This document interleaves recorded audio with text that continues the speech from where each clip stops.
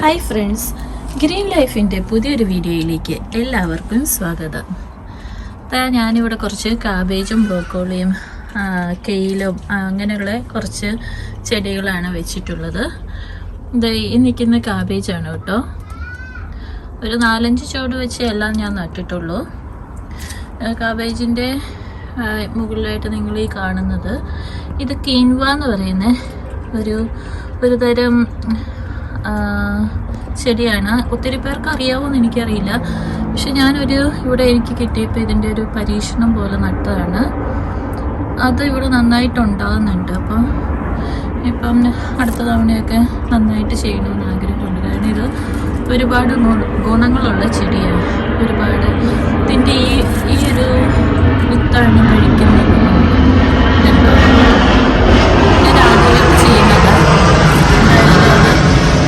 നന്നായിട്ട് നിൽപ്പുണ്ട്. അതിന് വലിയ വളമോ അങ്ങനെയൊന്നും ഞാൻ ചെയ്തിട്ടില്ല. കുറച്ച് കമ്പോസ്റ്റ് വാങ്ങിച്ച് അതിൻ്റെ അകത്തേക്ക് വെറുതെ അരി ഇട്ട് കൊടുത്തതാണ്. അപ്പോൾ അത് നന്നായിട്ടുണ്ടായി നിൽപ്പുണ്ട്. ഇപ്പം ഈ കാണുന്ന ഒരു ആപ്പിളിൻ്റെ മരമാണ്. ഞാൻ സീഡിൽ നിന്ന് മുളപ്പിച്ചെടുത്താണ്. ഇപ്പോൾ ഒരു 5-6 വർഷം ആയിട്ടുണ്ടത്. പിന്നെ ഇവിടെ നട്ടിരിക്കുന്നത് ബ്രോക്കോളിയാണ്. അത് ഒരു 5-6 ചുവടാണ് നട്ടിട്ടുള്ളത്.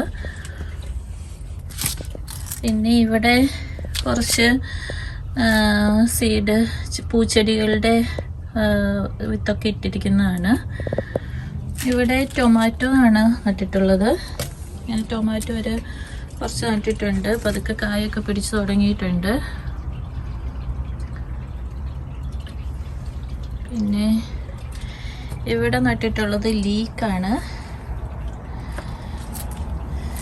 ഇത് നമ്മുടെ എഗ് പ്ലാന്റ് ബ്രിഞ്ചാളാണിത്.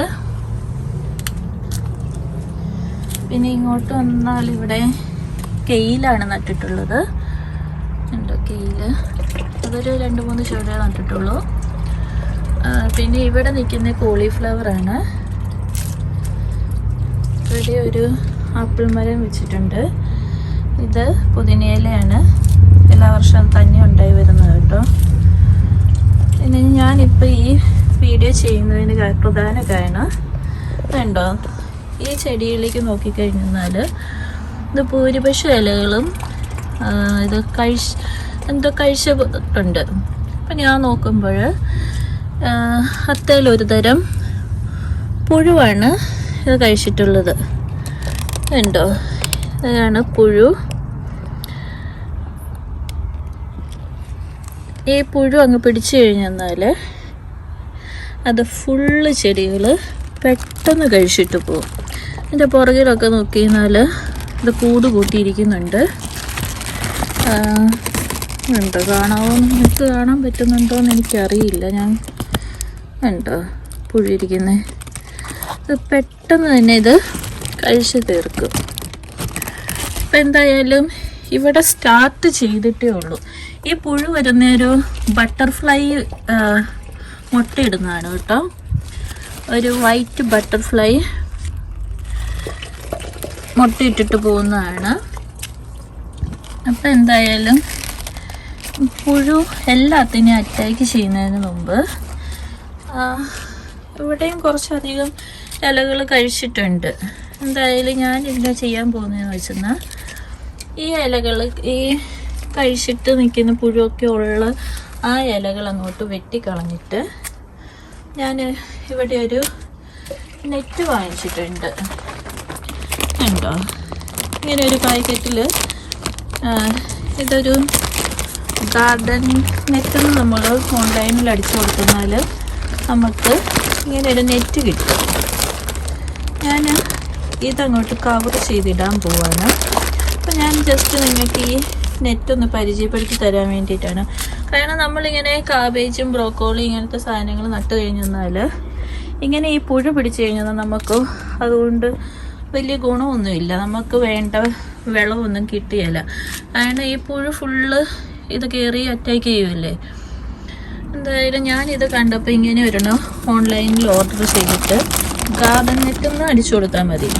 അപ്പോൾ നിങ്ങൾക്ക് പലതരം വെറൈറ്റി നെറ്റുകളൊക്കെ കാണാൻ പറ്റും. അപ്പോൾ നമുക്ക് ഏതാണോ വേണ്ടത് നമ്മളുടെ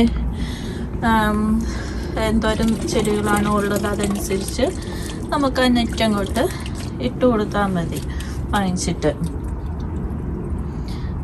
അപ്പോൾ പിന്നെ അങ്ങനെ ചെയ്യുമ്പോൾ ബട്ടർഫ്ലൈസ് വന്നിട്ട് തന്നെ വീണ്ടും മുട്ടയിടുകയില്ല. ഈ ആദ്യമേ ഈ പുഴുവിനെ എല്ലാം അങ്ങോട്ട് കളയണം കേട്ടോ.